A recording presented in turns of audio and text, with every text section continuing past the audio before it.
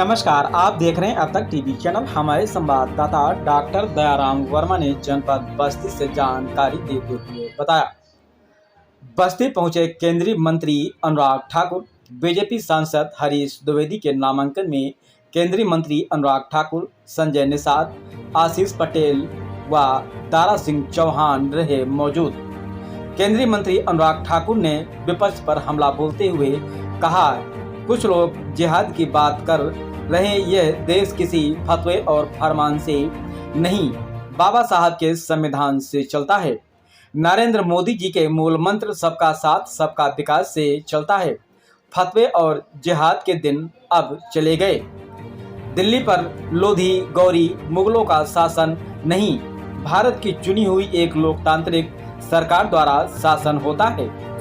पिछले 10 वर्षों में 25 करोड़ जनता को गरीबी रेखा से बाहर निकाला, 4 करोड़ पक्के मकान बनवाए, 70 वर्षों के लोगों का फ्री में इलाज होगा, 1 करोड़ बहनें लखपति दीदी बनी, अब 3 करोड़ बहनें और बनेंगी। तीसरे नंबर की अर्थव्यवस्था भारत बनेगा।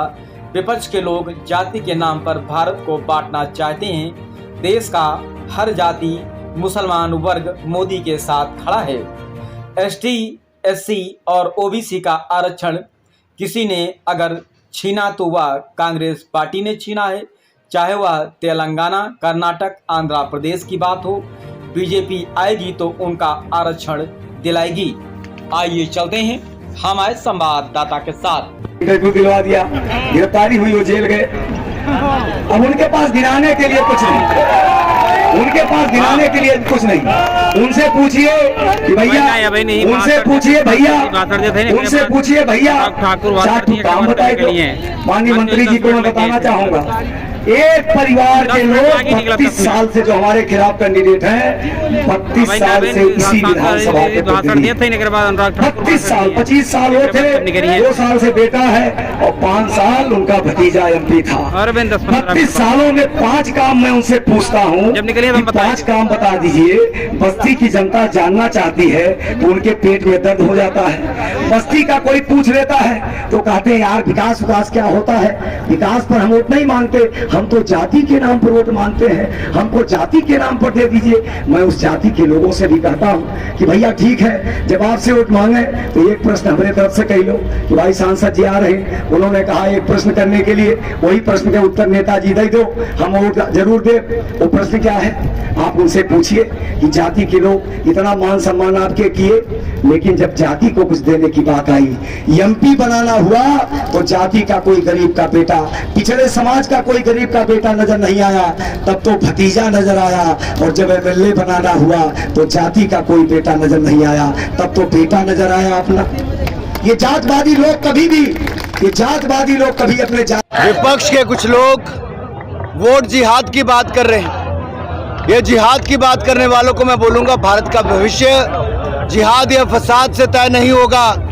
ये देश किसी फतवे या फरमान से नहीं, भारत के संविधान, बाबा साहब अंबेडकर के दिए संविधान से चलता है। नरेंद्र मोदी जी की सरकार सबका साथ सबका विकास इसी मूल मंत्र के साथ चलती है।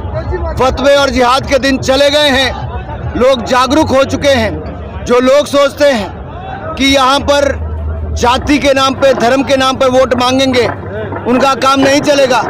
दिल्ली पर अब गौरी, गजनवी, लोधी या मुगलों का शासन नहीं, भारत की चुनी हुई और भारतीयों द्वारा चुनी हुई एक लोकतांत्रिक सरकार के द्वारा होता है।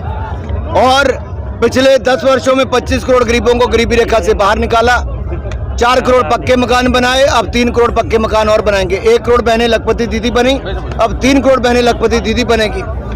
ऐसे ही 70 वर्ष से ज्यादा वालों को मुफ्त में इलाज मिलेगा तो 80 करोड़ लोगों को अनाज मिलेगा। हर तरफ विकास, विकास और विकास ही होगा। तीसरे नंबर की बड़ी अर्थव्यवस्था हमारा भारत बनेगा। लेकिन विपक्ष के लोग आज भी जाति के नाम पर देश को बांटना चाहते हैं। आज देश के लोग विकास का स्वाद चख चुके हैं, चाहे वो मुसलमान भाई बहनें क्यों ना हो, वो मोदी के साथ खड़े हैं क्योंकि विकास के साथ खड़े हैं। ट्रिपल तलाक से निजात दिलाई तो मोदी जी ने, पक्का मकान, शौचालय, दवाई से लेकर उनको स्वतंत्रता और अच्छी शिक्षा दिलाई तो मोदी जी ने। हम लोगों के बीच राहुल का कहना है कि संविधान में अगर भी बीजेपी राष्ट्रीय लोकदल के SC ST OBC का अगर आरक्षण किसी ने छीना और कम किया तो कांग्रेस पार्टी ने किया, चाहे वो तेलंगाना, कर्नाटक, आंध्र प्रदेश की बात हो। और SC ST OBC का इन्होंने आरक्षण काट कर मुसलमान भाइयों बहनों को दिया। मेरा सवाल राहुल गांधी से कि ऐसी कौन सी मजबूरी थी कि SC ST OBC का आरक्षण इनको छीनना पड़ा, और मांगेंगे SC ST OBC का आरक्षण इनको वापस दिलाएंगे।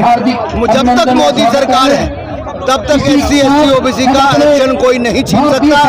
10 साल भी मोदी जी ने बाबा साहब अम्बेडकर के संविधान के अनुसार ही सरकार चलाई, आगे भी